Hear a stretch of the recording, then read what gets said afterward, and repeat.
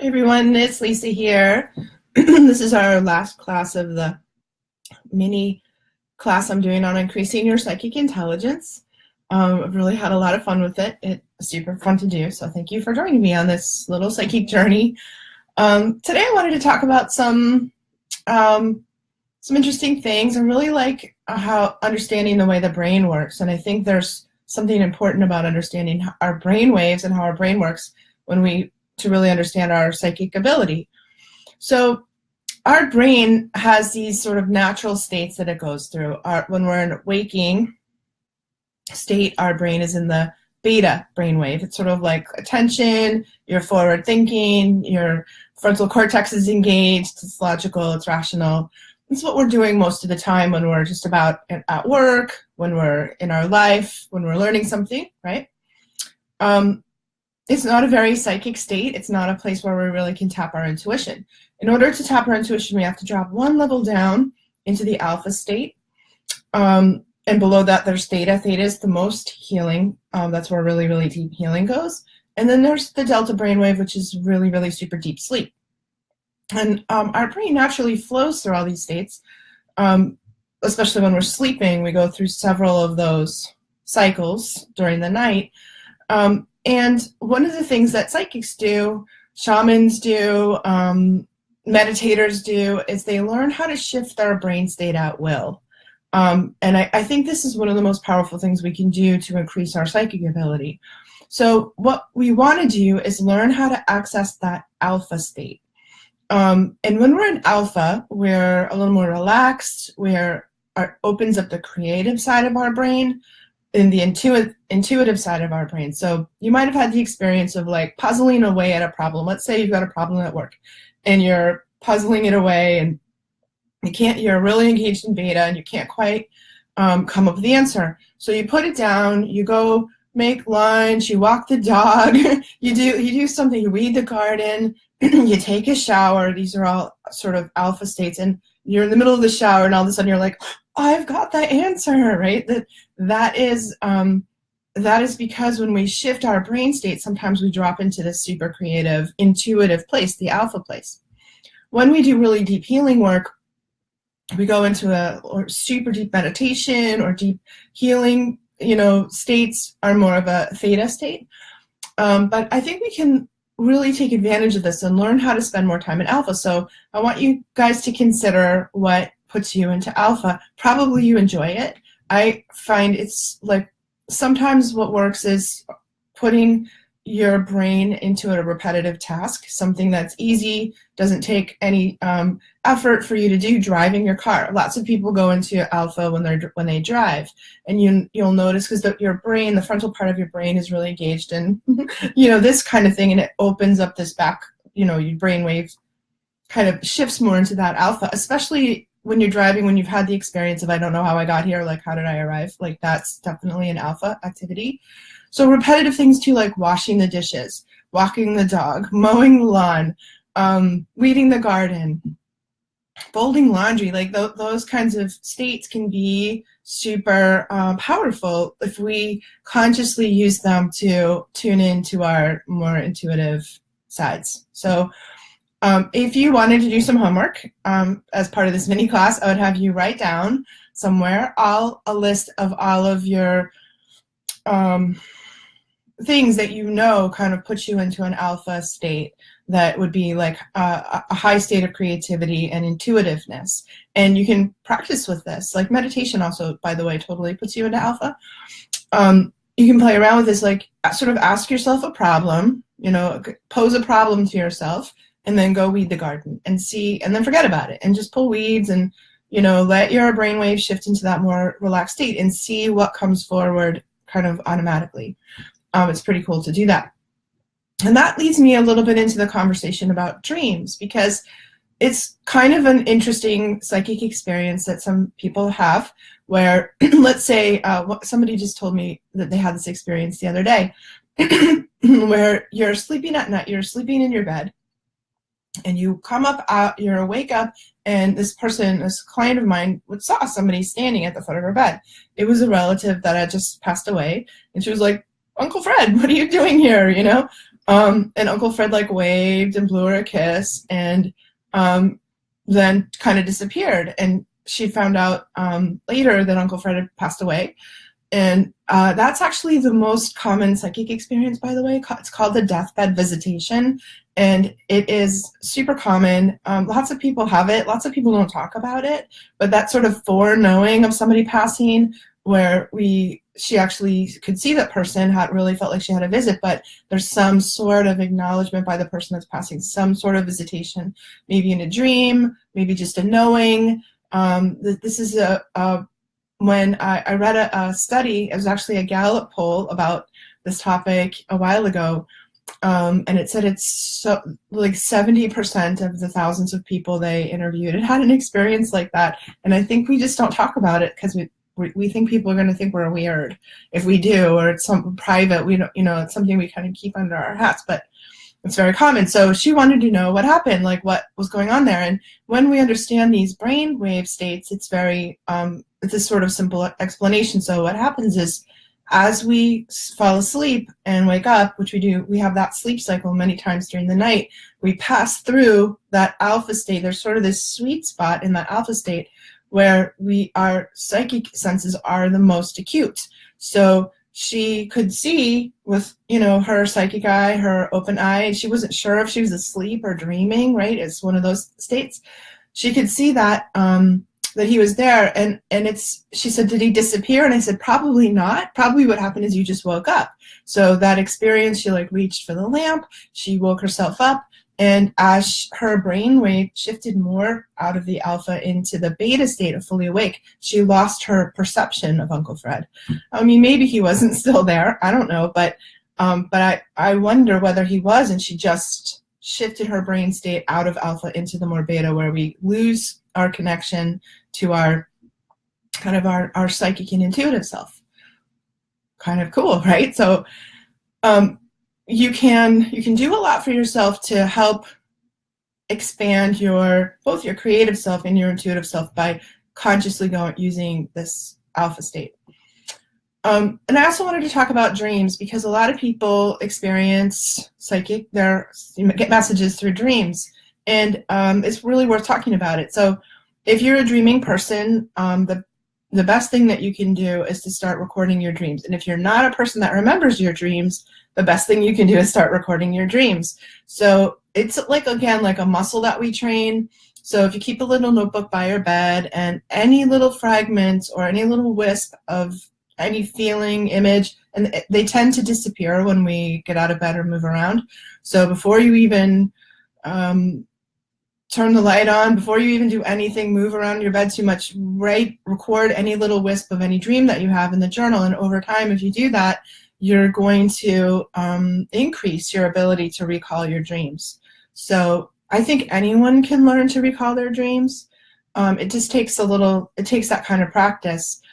And of course, we remember them a little bit more when we wake up out of them. So the ideal scenario is your alarm rings, wakes you up in the middle of one, and you record it quickly, right? And then over time, you'll begin to remember. Now, I've been dreaming and doing dream work my whole life, so I get a lot of information through my dreams. I love to lucid dream, which, lucid dreaming is you're in the dream and you're dreaming, and you can affect the play that's happening in the dream, the story that's happening in the dream, because, there's a part of your consciousness that knows you're dreaming. So lucid dreaming is sort of the brass ring in the dreaming world. Like, that's where we all want to get to. And again, it takes practice to do it. And I think that there's, from a psychic perspective, a few different kinds of dreams that we're interested in. Usually in the beginning of the night, we have dreams that are, more sort of brain salad dreams. They're like your brain clearing the cache from its data, sensory stuff, and that would be like you're dreaming about what you were just watching before you went to sleep, or what you were reading, or whatever images, impressions you had that your brain is just sort of dumping. Usually we don't remember those dreams unless we're woken up in the middle of them. The two kinds of dreams that are significant if you're wanting to do intuitive stuff with your dreams are feeling dreams. So feeling dreams are dreams where you're having a strong emotion. Generally we remember them. And that would be like the part of you that maybe you're really angry in the dream, maybe you're really frightened. I mean, many of us experience anxiety dreams. It's probably the most common dream. And the anxiety dreams are like you're in high school and you can't remember your locker combination, and there's a test, and you don't, and you're 50 years old and you can't remember what you were studying or where your classrooms were, and then you look down and you've got no pants. Or that's sort of what we have when we have anxiety dreams. And so all these feeling dreams are really our felt sense, our emotional self, trying to sort of tap you on the shoulder and tell you that you're having some emotional stuff going on that you need to handle that you might not be handling in your actual life. So let's say you have a lot of vows against being angry, or that's not something you do, right? So you don't allow yourself or let yourself feel angry in your regular life. And you might have dreams. This is a dream that I had once, that I was like this God. I was like the size of Godzilla, and I was like, roar, like stomping on, squishing houses, and like tearing apart a city, and really actually quite enjoying it in my dream. And I woke up going, oh, I think I'm angry. What am I angry about? And I had to like talk myself through that. I'm not angry. I'm not an angry person. I don't get angry at things. And really like look at what I was actually angry about. So we have, I'm sure we've all had emotion dreams. Like you wake up crying, you wake up angry, you wake up anxious. And that is just a sign for you to deal with this emotional part of you. All right, it needs attention. It's calling for your attention. So the real sort of psychic dreams are kind of in another category, and we also often remember them when we wake up. And they are, it takes a little bit to learn how to, analyze your dreams. It's really worth doing. I think you can get dream dictionaries, you can have, study dream analysis. So there's a lot of ways to do it. I think it's and studying your dreams, by the way, and studying dream analysis, like the symbolism and images that dreams mean, is also a very good practice for psychic, because when we receive messages, psychic, whether it's from our own psyche, like in a dream, or from our outer guidance, our spirit guides, a lot of times it comes to the language of symbols, because it filters through the symbolic part of our psyche, the symbolic part of our mind. So we need to learn how to understand this part.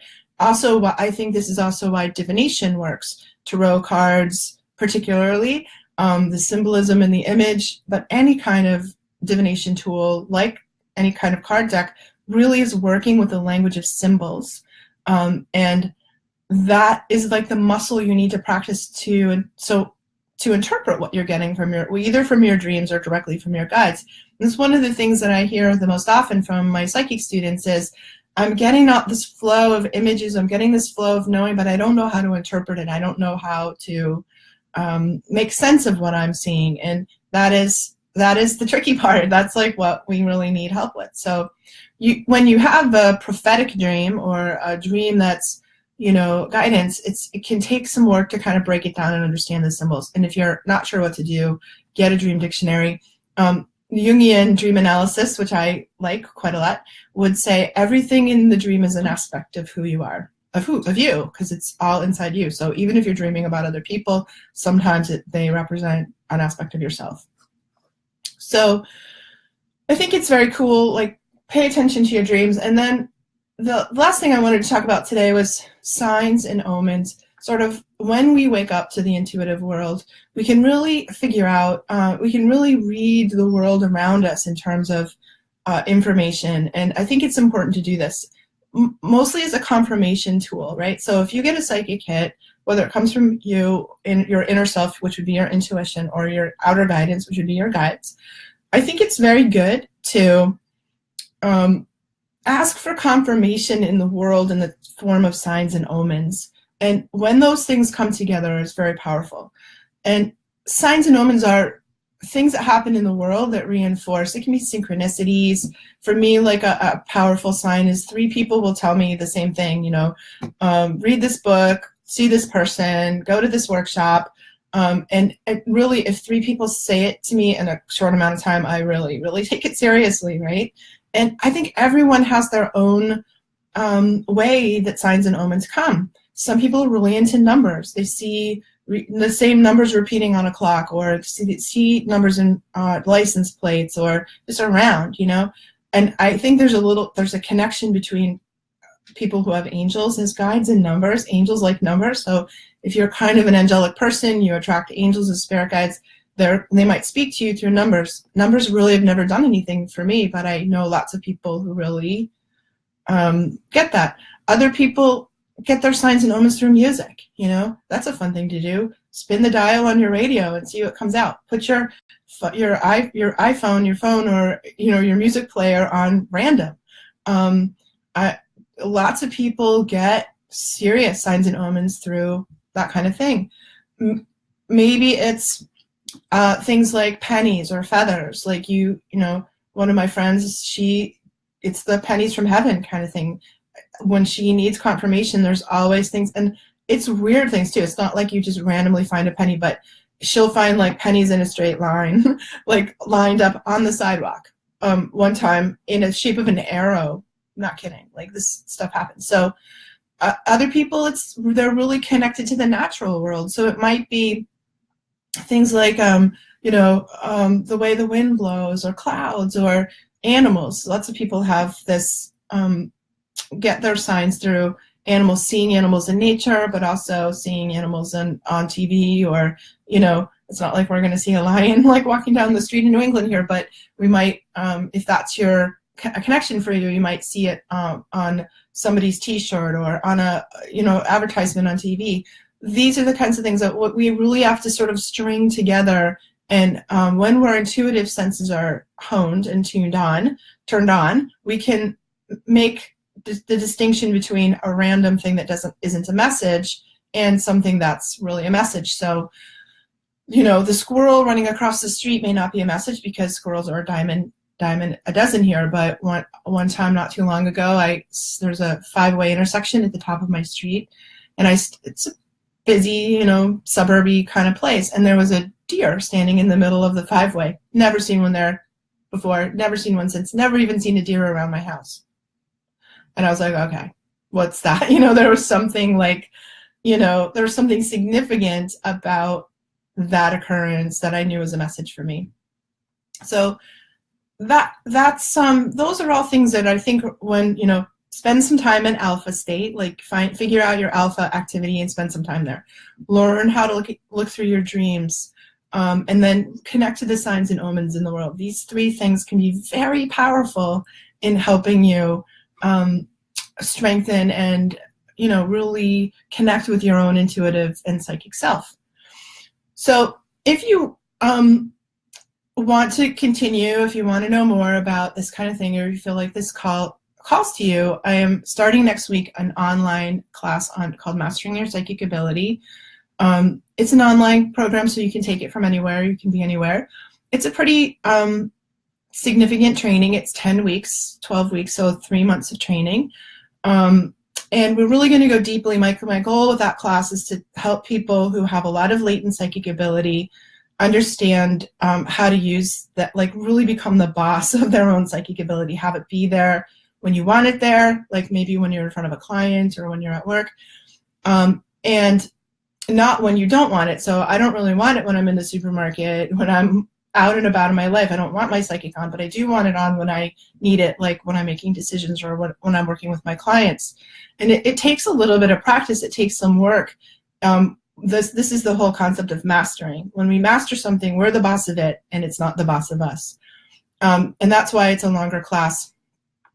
We really work through like what our psychic senses are, who our guides are, who our team. We all sort of have a team of guides around us, how they connect to us, how they get messages through.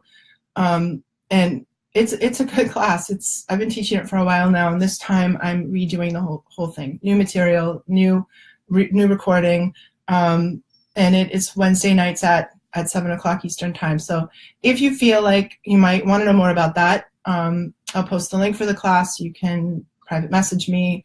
It's on my website. But if the work speaks to you, that would be the next thing to do. So thank you for joining me in this little mini class. I really enjoyed hanging out with you guys. And I'll see you again. Facebook Live, I know I will. Okay, bye.